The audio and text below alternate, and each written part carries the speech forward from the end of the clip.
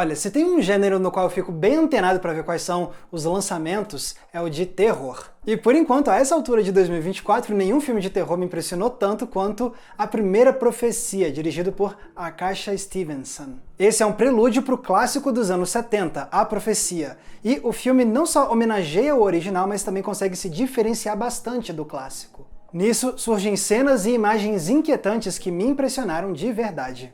Tá, legal, Max, mas como faz para assistir?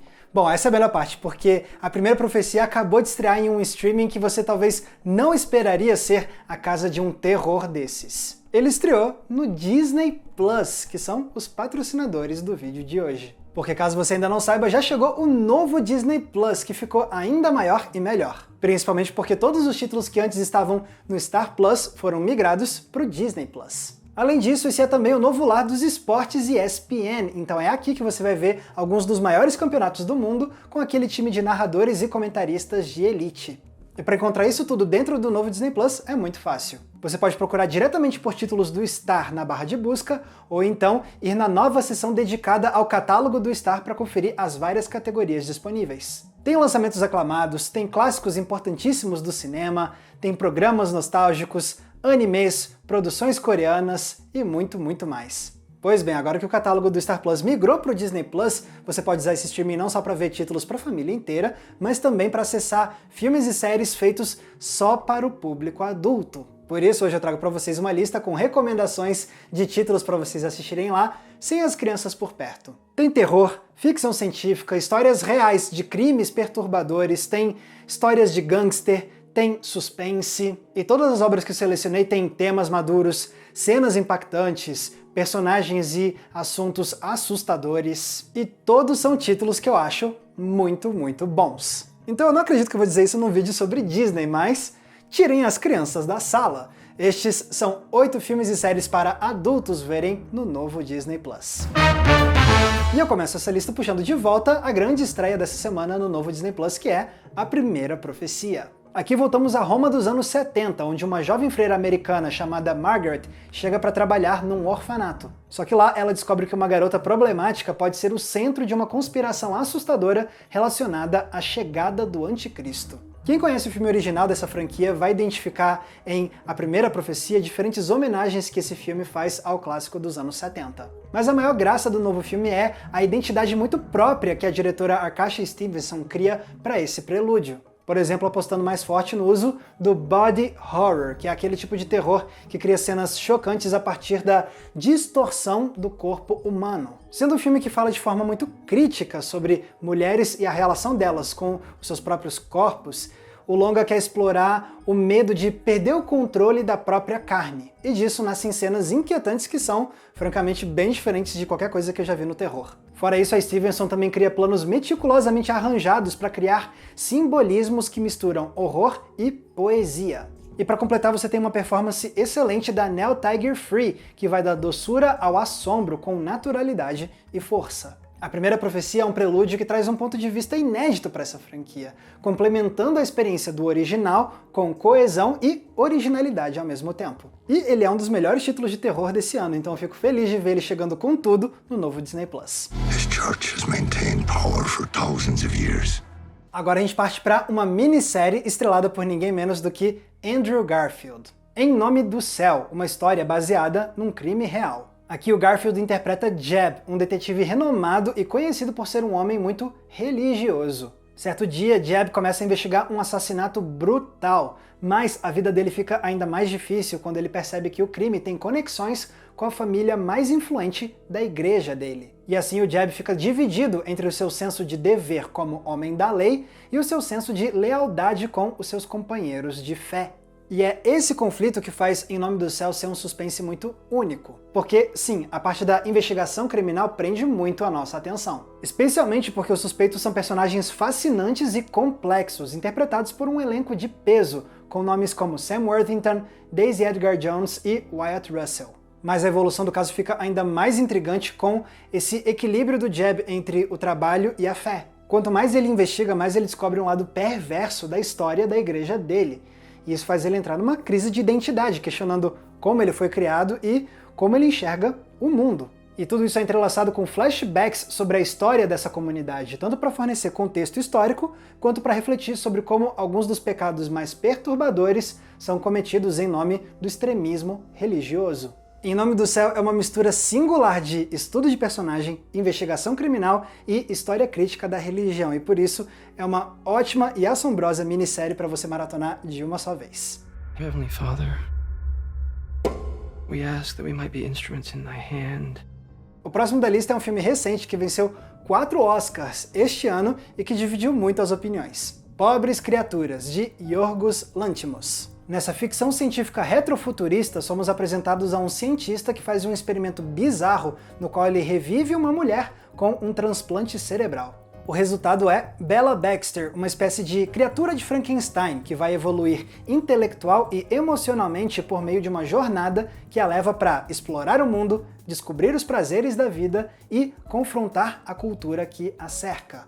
Um dos aspectos que mais me surpreendeu nesse filme é o quão engraçado ele é. O Lanthimos sempre trabalhou o humor em níveis variados nos filmes dele, mas aqui ele eleva isso para outro nível de exagero, com performances escrachadas e com diálogos que misturam o erudito com o vulgar. A Bella, inclusive, é uma personagem fascinante. Primeiro, graças à excelente atuação de Emma Stone, talvez o melhor papel da carreira dela até hoje. E segundo, pelo jeito que a protagonista não tem a menor vergonha em parecer escandalosa e vulgar aos olhos da sociedade. E beleza, o cinema do Lanthimos sempre foi marcado pela falta de sutileza do diretor, ele sempre gosta de escandalizar com seus títulos. Mas eu sinto que Pobres Criaturas é o filme que melhor potencializa essa assinatura do diretor. Porque tudo ganha vida com exagero aqui, indo dos figurinos exuberantes, passando pelos cenários fantasiosos que saltam aos olhos e chegando às ideias radicais que a Bella apresenta para o mundo em volta dela.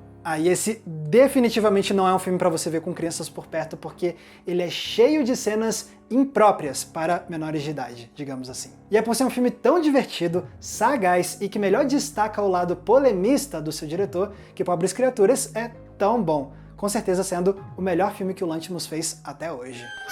But she is progressing at an accelerated pace. Voltando para as minisséries, é hora de recomendar Dopesick, estrelada por Michael Keaton. Essa também é uma história de crime real, só que numa escala muito maior. Aqui acompanhamos a investigação sobre uma gigante farmacêutica dos Estados Unidos que causou uma crise de opioides a nível nacional, arruinando milhares de vidas e fazendo ainda mais vítimas mortais. Isso porque a companhia inventou um remédio para tratar a dor, mas sabendo que ele era extremamente viciante. Porém, em nome do lucro, eles fazem de tudo para esconder esse detalhe, o que leva a uma crise de saúde pública terrível. E a gente acompanha o caso pelo ponto de vista de diversos personagens. Os investigadores, os advogados, a família dona da corporação, os vendedores que influenciavam os médicos a receitarem o produto, os médicos que caíram nesse papo e, é claro, as vítimas que se viciaram e tiveram as vidas arruinadas pelo medicamento. E assim a gente vai se revoltando, vendo como a elite corporativa consegue driblar as regras em busca de um lucro a qualquer custo, fazendo com que essa ambição leve a consequências muito reais e graves para pessoas comuns. E se a minissérie prende a gente é porque ela desenvolve o drama de cada um dos núcleos muito bem, seja para mostrar os embates internos na família dona da corporação, para falar sobre os dilemas éticos dos médicos envolvidos com esse medicamento, ou então para mostrar o drama de quem está preso num ciclo vicioso sem fim. São núcleos que individualmente surpreendem a gente e que, quando se combinam, criam um verdadeiro mosaico para denunciar um escândalo gravíssimo que nunca deve ser esquecido. They've been marketing the drug as something that's not addictive, when it clearly is. Agora eu volto um pouco no tempo para trazer um dos vários clássicos do terror disponíveis no novo Disney Plus. Se você quer uma experiência muito angustiante e que vai te deixar de estômago embrulhado, o que você precisa ver é A Mosca, de David Cronenberg. Aqui somos apresentados a um cientista brilhante que inventa uma máquina de teletransporte. No entanto, quando ele testa a máquina nele mesmo, ele não percebe que uma mosca entra na cabine. E isso faz com que o DNA dele se funda ao do inseto. A partir daí vemos como pouco a pouco o protagonista vai se transformando numa criatura horrenda, ao mesmo tempo em que a sanidade dele vai sumindo também. Lembra que agora há pouco eu falei sobre body horror? Pois bem, A Mosca é um dos melhores títulos desse subgênero, porque o maior medo aqui é ver a deformação extrema do corpo do protagonista virando um monstro. Graças aos efeitos práticos de primeira, o Cronenberg cria uma metamorfose brutal, com uma cena mais nojenta que a outra. Mas também é assustadora a transformação mental do personagem vivido pelo Jeff Goldblum, porque o cientista fica tão obcecado com o experimento dele que ele não percebe que seu lado humano está se deteriorando, e isso faz ele virar uma enorme ameaça para as pouquíssimas pessoas que poderiam trazer felicidade para a vida solitária dele. Assim, Cronenberg dá continuidade ao legado de clássicos como Frankenstein, criando a sua própria alegoria sobre os perigos da ambição humana desenfreada e atualizando esse tipo de conto para o mais grotesco tipo de horror que o cinema havia visto até então. Se você gosta de histórias perturbadoras, mas ainda não conferiu esse clássico indispensável do body horror, não deixe de ver A Mosca. Be afraid. Be very afraid.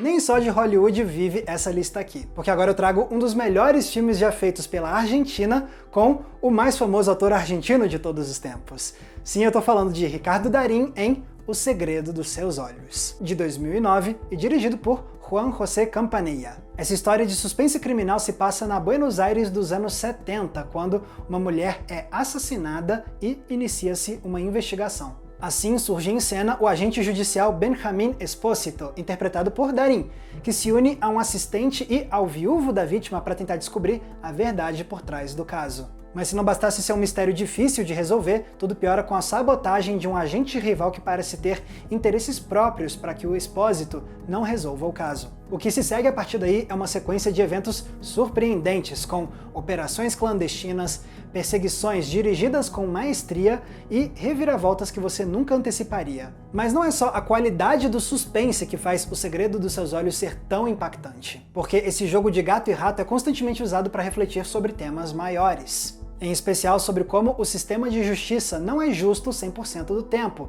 mas sim frequentemente moldado por interesses particulares e escusos. Mas acima disso temos reflexões sobre como a alma humana pode ser consumida pelo desejo de vingança, levando pessoas a querer fazer justiça com as próprias mãos de maneiras pavorosas. É mais do que merecido que O Segredo dos Seus Olhos seja celebrado até hoje como um dos melhores filmes argentinos já feitos. E se você quiser conferir em primeira mão o que faz ele ficar para sempre na memória, você sabe que você pode conferir ele hoje mesmo com o novo Disney+.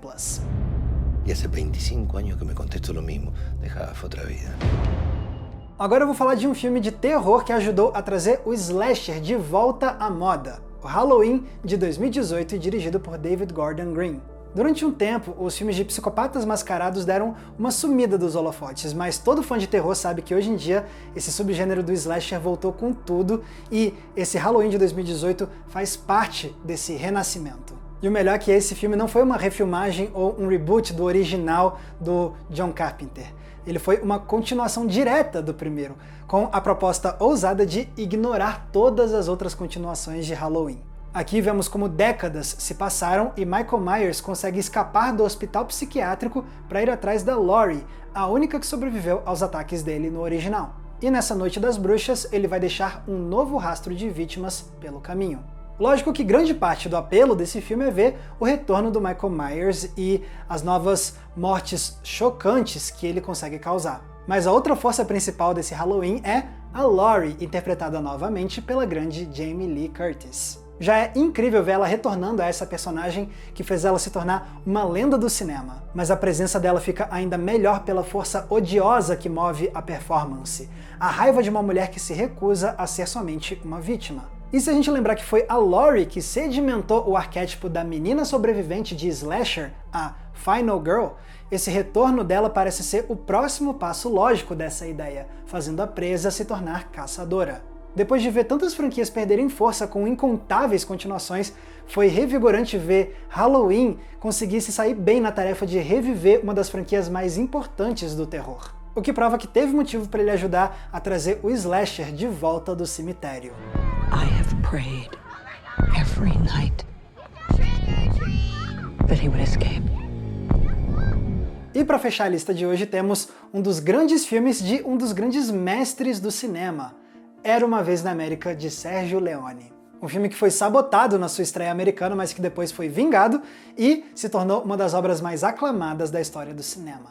Aqui vamos a Nova York antiga para conhecer dois garotos que entram para a vida do crime, Noodles e Max. Com o passar dos anos, eles crescem e se tornam gangsters proeminentes da cidade. Mas a relação de amizade que eles tinham na infância vai se deteriorando à medida que os dois amadurecem e veem que os seus objetivos são muito diferentes. O que vai levar a uma rede de intrigas e de traições com consequências gravíssimas. Esse aqui é um épico no sentido original da palavra, ou seja, uma história que acompanha os personagens ao longo de vários anos, enquanto eles enfrentam desafios e enquanto mudanças históricas, políticas e sociais acontecem no pano de fundo. Enquanto vemos Noodles e Max crescerem, vemos também como o crime organizado moldou Nova York, se entrelaçando com a vida social e política da metrópole e mostrando como muito dessa cidade foi construído com base no derramamento de sangue. O que deixa o Leone trazer aquela ação explosiva e meticulosa que fez ele ficar famoso com os faroestes anos antes. Mas no coração desse épico existe também uma camada muito intimista que reflete sobre